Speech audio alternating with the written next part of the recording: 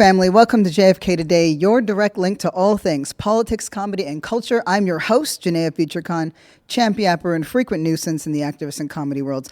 Let's get dialed in. So, you already know, I just watched this VP debate. Hopefully some of you don't have to. I'll spare you that. But I'm going to tell you we're about, 34 days out.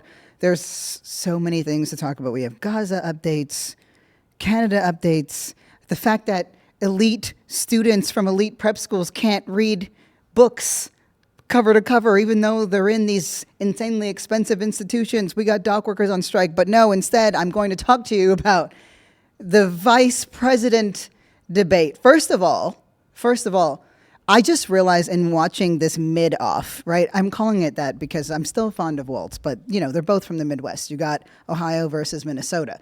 So I'm going to call it the mid-off for that reason, and also because there were moments of very intense midness. Like if I wanted to watch two white guys stare at each other with moments of tension and compliments and like almost longing, I would have just put on fucking Brokeback Mountain. I didn't need to watch the vice presidential debate to see two white guys kind of flirt with each other. I'm not interested in that. This is key. This is the first and only time that these two guys are going to meet, and honestly, we're not getting a second debate. So this is the last major political thing that we're going to see leading up to November 5th. So, how did it go?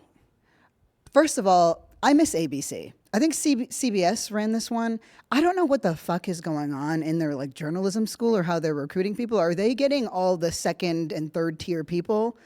Because first we had the Ta-Nehisi Coates things, which if you haven't heard that episode, you got to go listen to it because it's fucking fire. But they came at him really weird. And then I saw, why would you start the debate with Iran? That was so weird to me.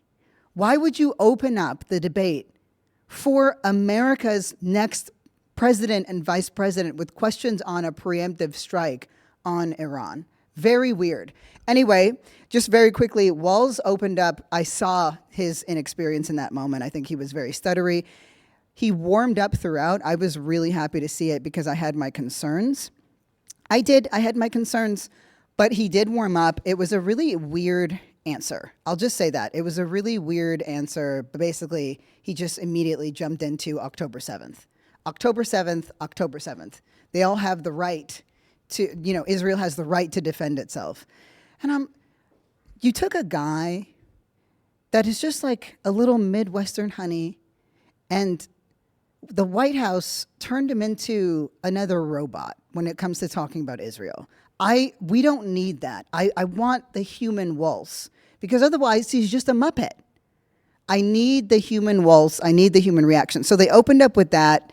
I'm going to tell you, I didn't like either of their answers. Obviously, he talked about the expansion of Israel and its proxy as a fundamental part of that stability. So if I'm decoding that, that's like, hey, the ground invasion of Lebanon is okay.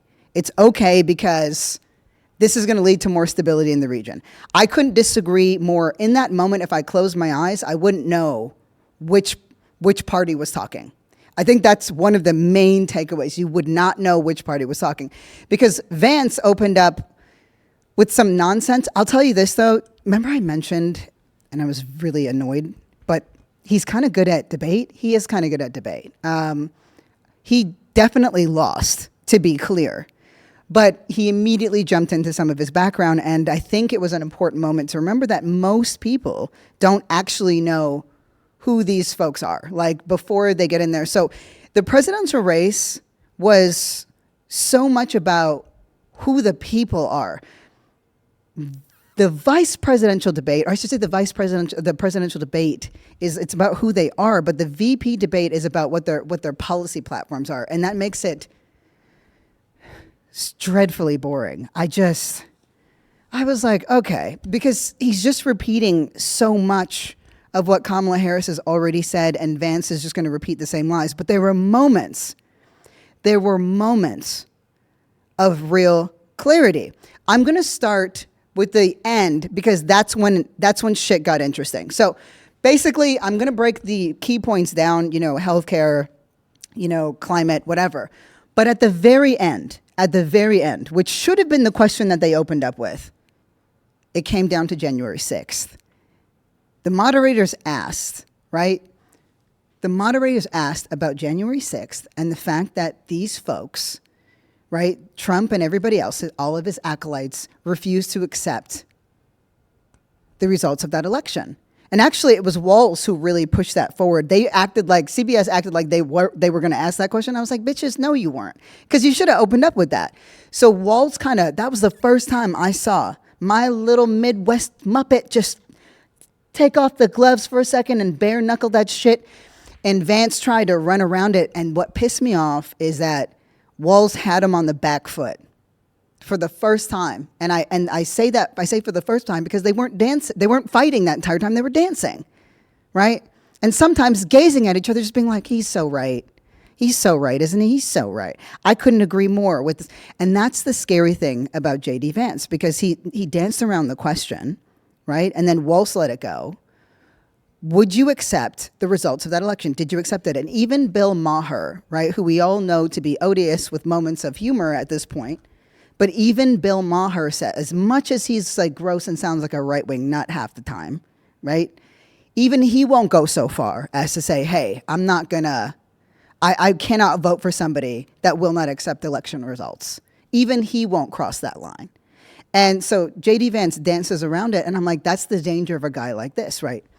He just becomes, and go back to that episode if you haven't heard it on J.D. Vance. There's a whole one on, he just becomes whatever he needs to be. He has absolutely, not only is he devoid of a moral compass, values, ethics, he is just what's going to get me the most in any given moment. I watched a debate where he just, you ever see somebody just try to just seem human, right? Like Mark Zuckerberg is doing that right now. He let his hair grow out. He's wearing oversized T-shirts. He's got those curls. I'm like, you look like Drake's son in grown-up version. It's weird. I'm like, you look like Adonis once he grows up. Like, just, what are you doing? It's weird when robots try to pretend that they're people. J.D. Vance is that guy. So he danced around it, and he says, I agree, and he says, I agree, and he says, we got to be the party of trust. So let me go to the other place where Walz did exceptionally well. We're working backwards here, because it started off rough. Abortion. Walz fucking crushed. He crushed. He became himself again. He gave actual stories. He brought up Amber Thurman, who we've discussed on this show. These are real people. And the thing that really got me, right, as he discussed the experiences that he's personally seen and personally gone through when it comes to abortion, he's like, this isn't about abortion. This is about human rights. This is about healthcare. This is about women's rights. This is about expertise and doctors. And I was like, you fucking tell him, sir. I am with you 100%. But the thing that he did a really great job of was, well, Minnesota is a version of what so much of America could feel like, right? When it comes to its healthcare, when it comes to its education, when it comes to common sense. He gave us, Tim Walz gave us a real idea, a real vision for what America could look like with the right kind of governor. And I know that he's not perfect. My God, do I know that he's not perfect. The Democrats are not what we deserve, right? We deserve better, but they're who we have. But do we deserve healthcare? Do we deserve people who believe that people should just be able to live their lives happily, that children shouldn't be shot up in schools? Yeah, that's the version of America that exists in America right now. And I think it can be hard to remember that because, funny enough, if you're on the left and if you're on the right, we both are like, I'm not talking about the losers, who are like, let's gut the system or whatever, because we also sound the same there. I'm talking about the fact that we are all across the left, I think, flirting with nihilism. Like, what is the point of anything? We live in this white supremacist, capitalist, Christian heteropatriarchy. It's all over. It's done. Just let the thing run its course. But it's like, no, real lives and real people are impacted in the process, right? We're still here. We're still here. And as long as we're here, there's a fight to be won. And so, there's this thing where confirmation bias, where you look to things that just affirm what you already believe to be true. If you want to see the worst version of people here and of these fascist leanings, that's all you're going to see. The job of the left, and I think the expectation of each other, is that we look for these other stories. And there were moments where Tim Walz was like, the America that you're talking about already exists. And I got to tell you, maybe it's because I'm not from here. I don't think about Minnesota at all, unless it's about Prince, right? Or like BLM Minneapolis when that was the shit. So it was a moment for me, and I was like, okay, he's got my attention with that. I fuck with it. And what did JD Vance, the guy who sounds like he literally hates women and everything that happens to them and the fact that they exist at all, he was like, we've lost a lot of trust. They're, we're all about, I think we have to, I'm not against abortion. And I was like, you are a sociopathic liar. Like, you just go fuck a couch. You know what I mean? Like, get off of our national broadcast networks and go fuck a couch, because I don't want to hear you anymore, sir. They'll just say whatever they want. I was, at the same time I was watching the debate, I was doing the live fact checking with the New York Times.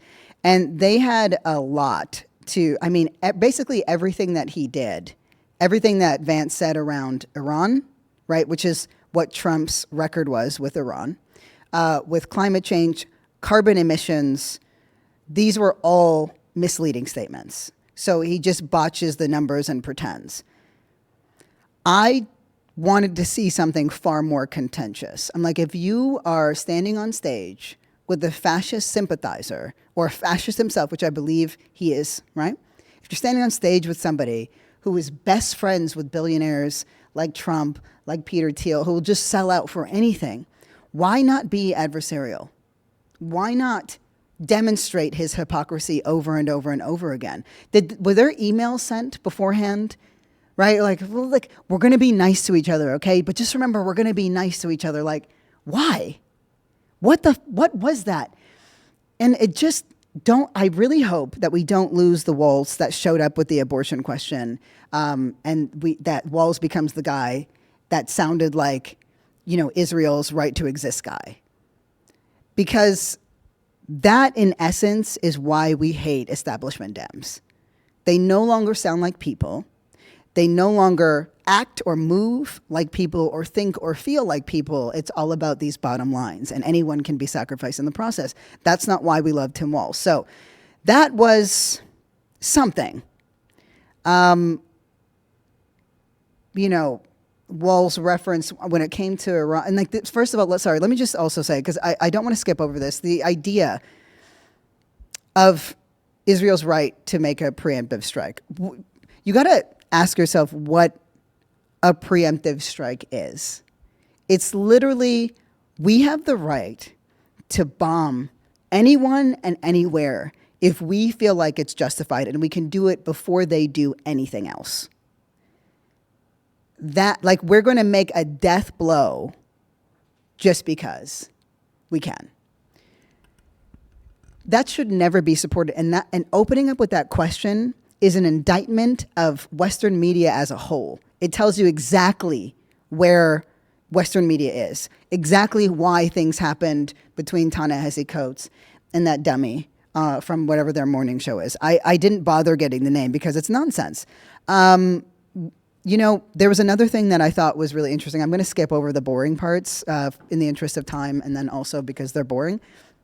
But when asked about what they're going to do about housing, JD Vance brought up the idea that Trump and I, right? And this is a guy who's literally criticized. He called him American Hitler, but now he's like on his knees, right? And that's porn I would not watch. And I love gay porn. I would not watch that. Right? Ugh. Yuck. Trump looks like a melted ice cream cone. Okay, sorry. Anyway, he said, we'll use federal lands, right? We'll use federal lands to build houses. That's what we're going to do. We're going to use federal lands to build houses. And I was like, that sounds far-fetched. And I was really glad that Walz challenged that because, Kamala Harris has made this commitment to building more housing. We obviously have a housing crisis. It's unbelievably expensive. It's not accessible. We've got racist everything.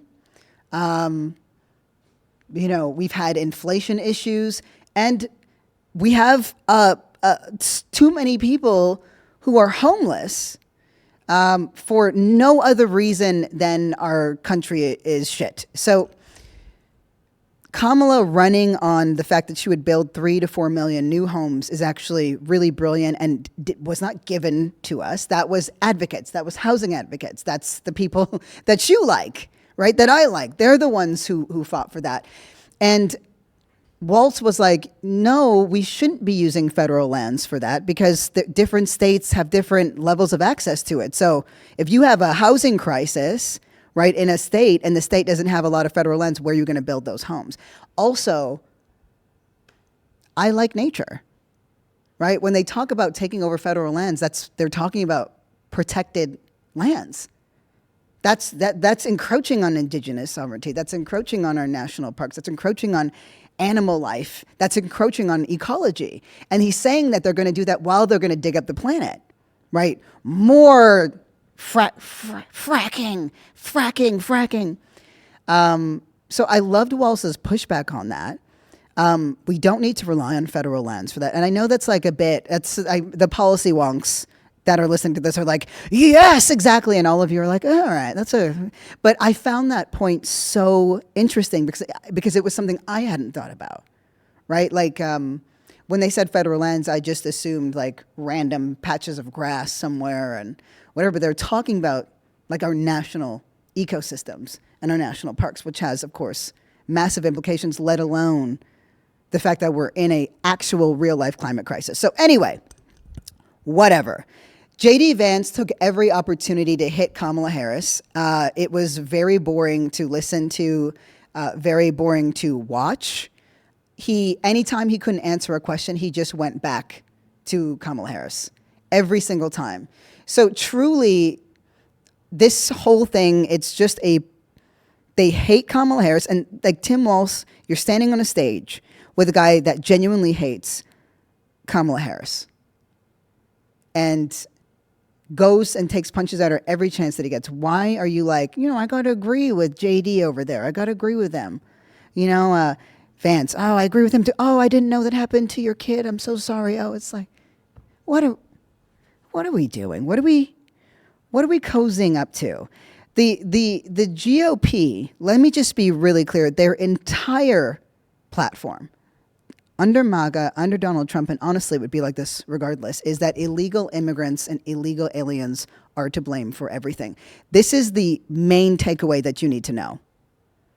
Every single thing, right, from the climate crisis to housing crisis to the issue of the border, everything was to the fact that our minimum wages are insufficient was blamed on illegal aliens over and over and over again. And it's one of those moments again where I can close my eyes and I couldn't tell the difference between the Democrats or the Republicans.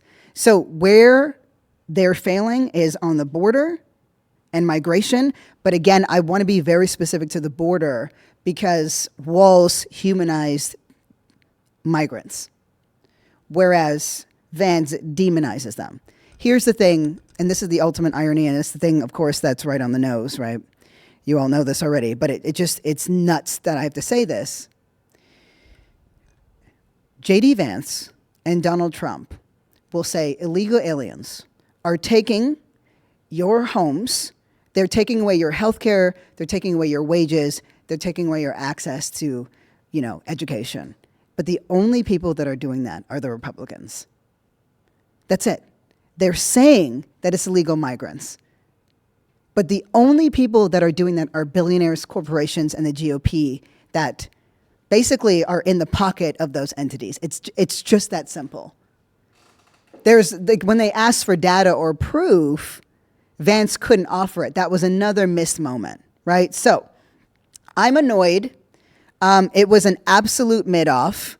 I'm not that interested I would not be interested in watching another one. I'm actually so glad that that's not happening anymore. I couldn't believe that it's like, okay, yeah, illegal aliens, they're why you don't have welfare. But at the same time, you shouldn't have welfare.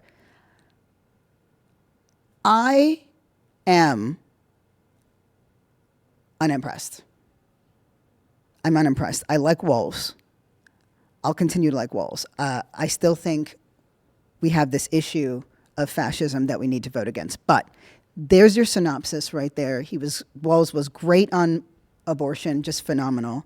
Was great on gun violence. There was this moment where Vance, this is the other highlight and the last one I'll mention because the rest is just drivel.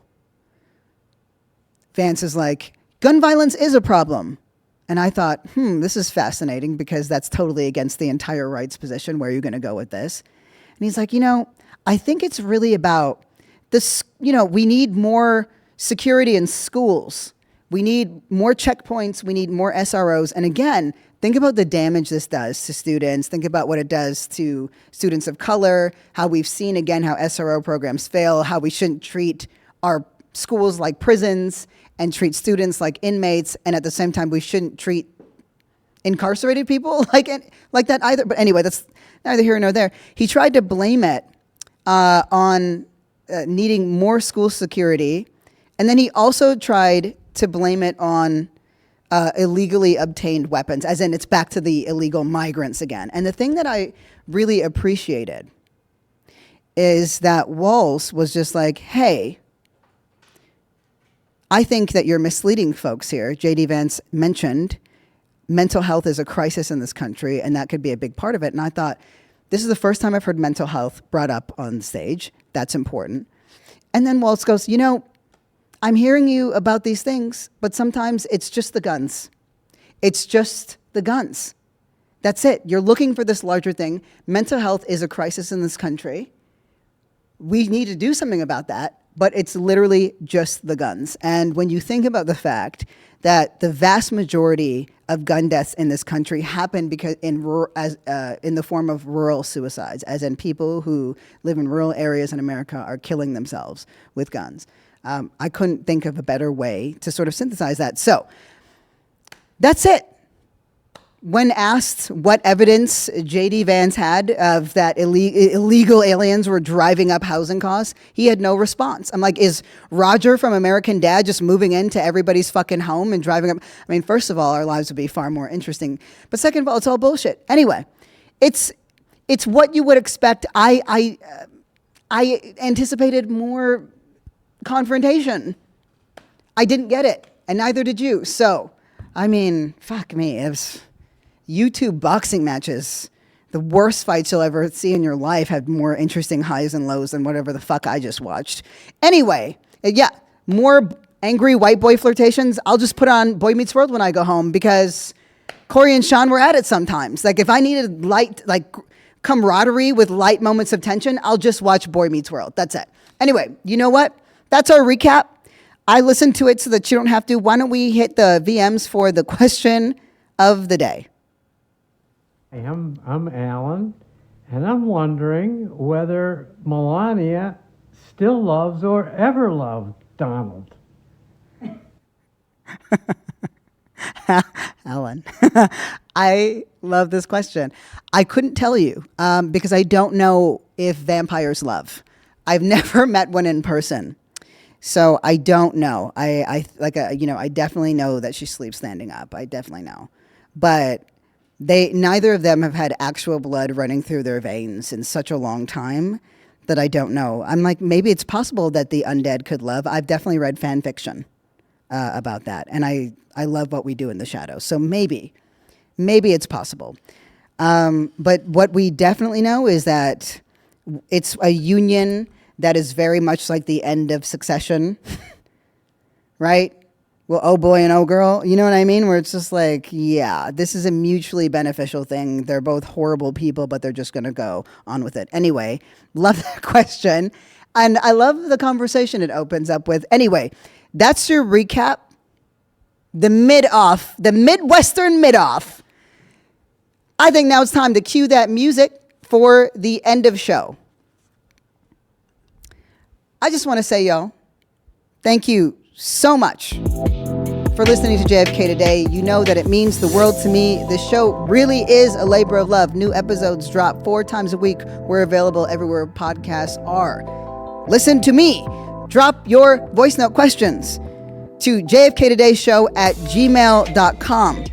Shout out to KR, shout out Carolyn. They really are the JFK team, that's it. Shout out to you. Thanks to the little studio for letting me come in late. Y'all make it all possible, you know it. Love you. Peace.